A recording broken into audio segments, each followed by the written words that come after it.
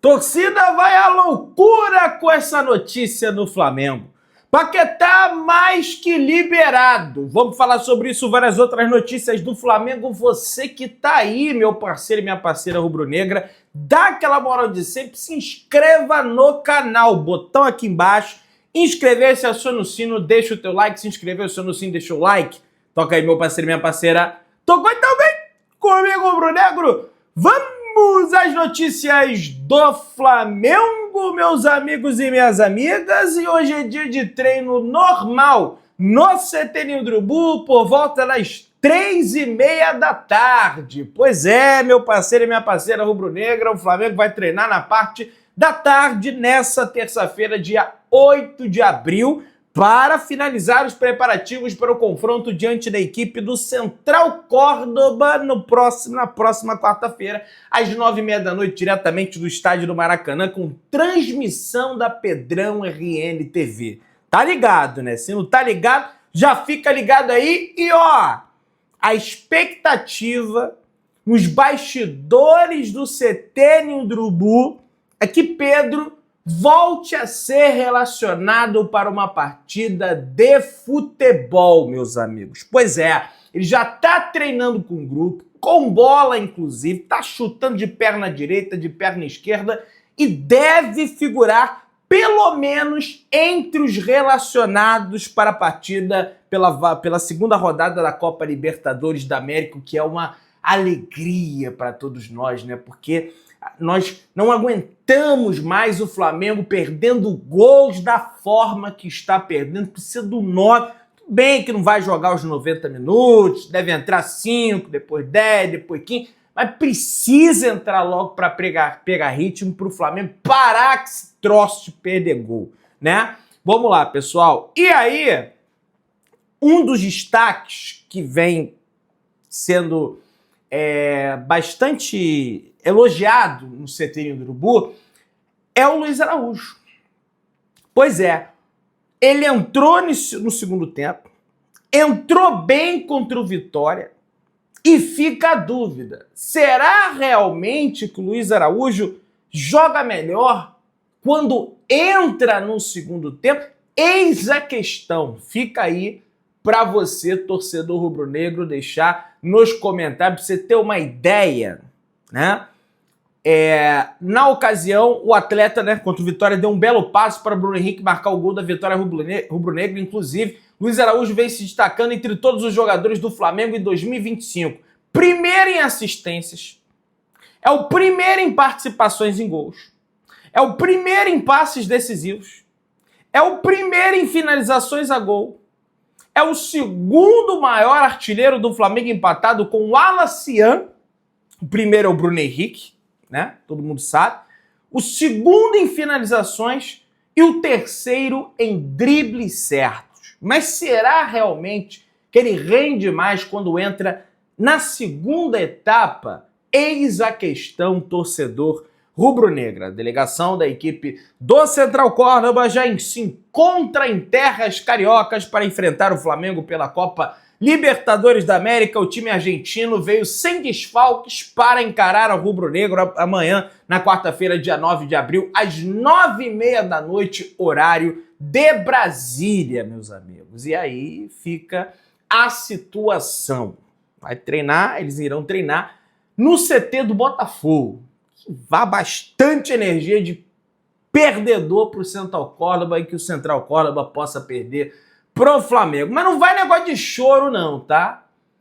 Não pega aí a gripe do choro não, porque senão vocês vão ficar chorando e aí a situação realmente vai ficar bem complicada. Lateral esquerdo uruguaio do Flamengo, Matias Vinha, segue o cronograma estabelecido pelo departamento médico do Flamengo. Lateral realiza atividades com bola de forma individual no campo, sob a supervisão da preparação física. O uruguaio ainda se recupera de grave lesão no joelho sofrida na temporada passada, meus amigos. Então, aguardamos aí a volta do Matias Vinha, que é o único jogador do Flamengo que clinicamente ainda não está com condições de voltar a jogar. O Danilo ele já está treinando com o grupo, deve ser novidade, inclusive, contra o Grêmio no próximo final de semana, né? Quer dizer, no próximo domingo, quando o Flamengo enfrenta a equipe em Porto Alegre. Agora, o que não está treinando com o grupo mesmo, o único, é o Matias Vinha, por conta da lesão multiligamentar que ele teve no joelho. Não foi apenas o ligamento cruzado anterior, foram vários ligamentos, teve fratura, entre outras situações, beleza? Pessoal, o negócio é o seguinte: a Justiça do Estado do Rio de Janeiro concedeu uma liminar ao Vasco, autorizando ao Vasco jogar em São Januário, com o Flamengo como visitante e eles como mandante. Ou seja, 10% para o Flamengo, 90% para o Vasco. Como manda a Lei Pelé, como manda, enfim, o regulamento do Campeonato Brasileiro e todas as diretrizes. E eu comentei aqui, proponho a Justiça do Estado do Rio de Janeiro levar a sua família, caso seja rubro-negro, e ir a São Januário como visitante contra o Vasco lá. Ou melhor, não façam isso, porque vocês estarão em perigo. Pedrão, mas veja bem, a Polícia Militar é responsável pelo policiamento, ela tem que fazer a segurança de todos os cidadãos do estado do Rio de Janeiro. É cidadãos. Aprendi que não é cidadões. Cidadãos. Aprendi. Né? Tem que aprender. Né? Na teoria, é muito fácil. Né? É muito fácil falar isso, que a polícia tem que... Só que a gente sabe o que é que a gente vive aqui no Rio de Janeiro. É lógico que tem a polícia para fazer a segurança, mas você tem que... Você não pode dar bobeira, meu irmão. E no caso de um Flamengo e Vasco, tem emboscada, tem pancadaria, tem meu amigo. No Maracanã nem tanto. Agora lá, quando ele... A nossa casa, território hostil, aí a coisa complica. Ainda bem que o Vasco, mesmo com a liminar que foi concedida, o Pedrinho, num lapso de lucidez, decidiu: não, iremos realizar a partida no Maracanã, 50% torcida do Flamengo, 50% torcida do Vasco. No segundo turno, o Flamengo como mandante vai manter a cordialidade, 50% torcida do Flamengo, 50% torcida do Vasco. E assim, além de garantir a segurança das pessoas, porque quando você tem 90 de um determinado grupo de pessoas e apenas 10 do outro, esse 90 acha que vamos lá, vamos bater. Agora, quando é 50-50, muito pela cultura do estado do Rio de Janeiro também em relação à torcida, você tem Fla-Flu com 50-50, você tem Flamengo e Vasco com 50-50, você não tem esse tipo de problema. Então se mantém a tradição do Flamengo e Vasco, da cultura do futebol carioca, e se mantém a lucidez. A resposta que o Flamengo recebeu em contato com o Cruz Maltini é que, apesar da liminar liberando o jogo em São Januário, o acordo está mantido para o clássico acontecer no Maracanã, no dia 19, às 6h30 da tarde, torcida dividida. 50% do Flamengo, 50% do Vasco. E aí, meus amigos, tem alguns detalhes aqui do acordo que o Flamengo firmou com o Vasco da Gama. O Flamengo, o consórcio do Maracanã, o Vasco, fará parte do consórcio do Maracanã. Tá aqui. O acordo que o Vasco assinou com o Flamengo e Fluminense para fazer parte do Maracanã. O clube poderá envelopar o estádio, iluminar com suas cores e operar a venda de ingressos. Negociação comercial passa por taxa igual ao do estado, exploração de bares e outras receitas. No total, o Vasco estima 19 jogos dentro do acordo e prevê usar o estádio do Maracanã em partidas da Sul-Americana. Ok. Se o Vasco for jogar no Maracanã, numa data que não vai prejudicar o Flamengo, não vai prejudicar o Fluminense, não vai também esgarçar, arregaçar com o gramado, por que não jogar no Maracanã? Que joguem no Maracanã. é melhor do que ficar... Né? E aí eu começo a perceber, eu andei conversando com algumas pessoas, algumas fontes, que a briga do Pedrinho não era exatamente por jogar em São Januário com torcida única, por levar... A briga do Pedrinho era pelo Maracanã. A pessoa me passou que o Flamengo estava querendo cobrar uma taxa superior à taxa do Estado. E aí, o Pedrinho usou essa cortina de fumaça, que seria ele querer jogar em São Januário, na realidade, para brigar, para pagar um valor menor no aluguel do Maracanã.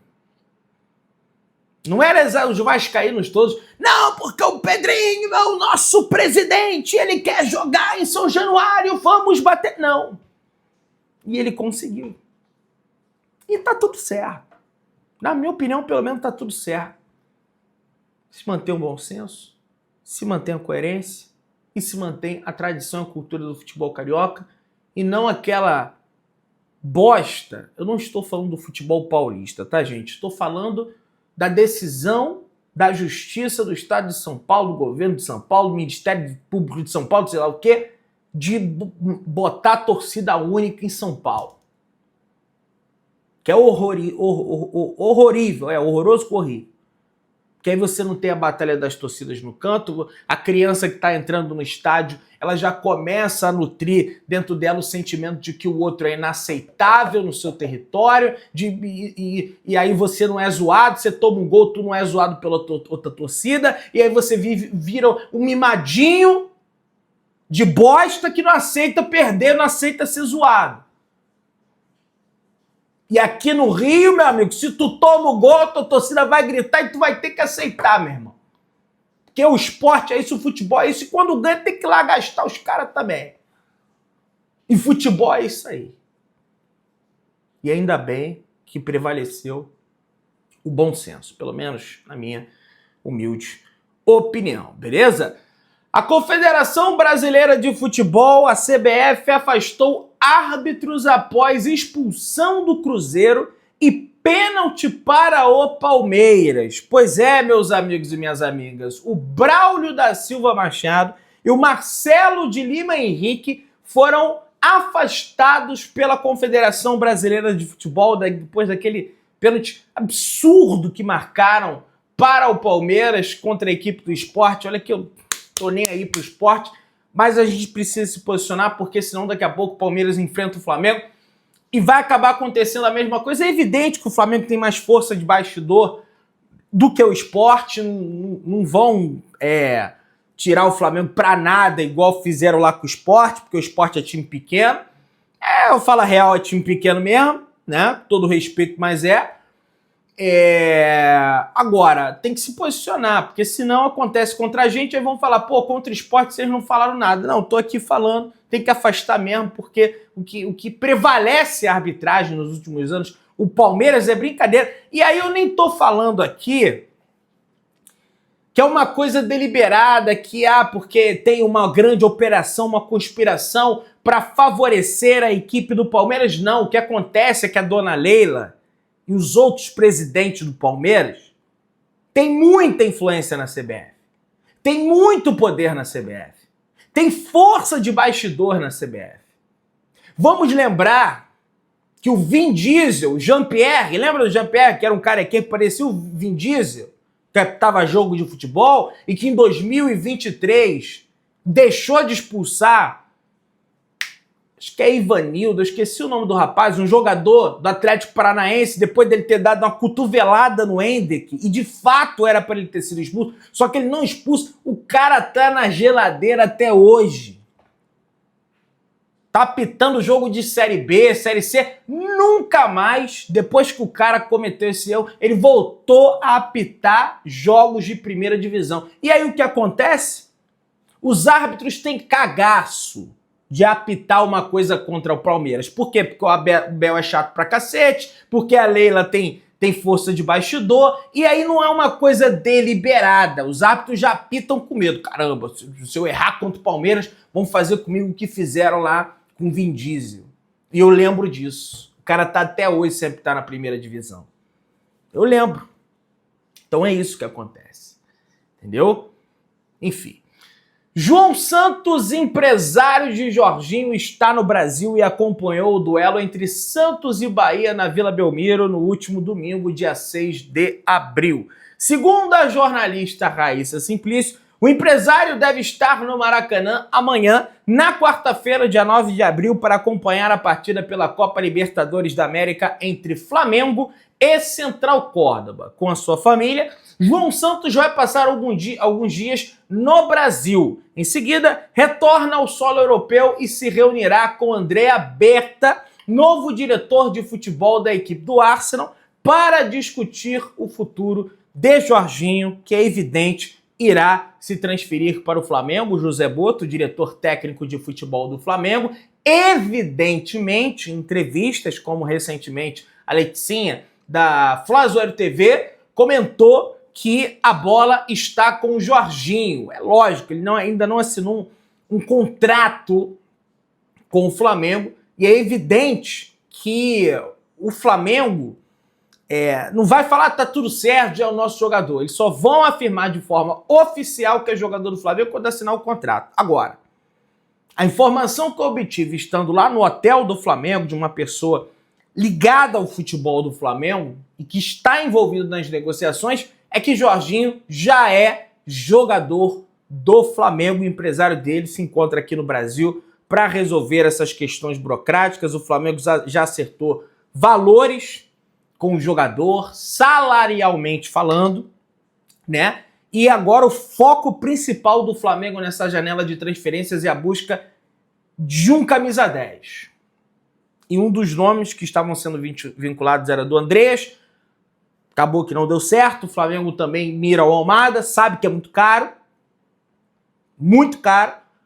mas segue no mercado porque o Flamengo sente que sai o Arrascaeta do time, acabou o setor de criação.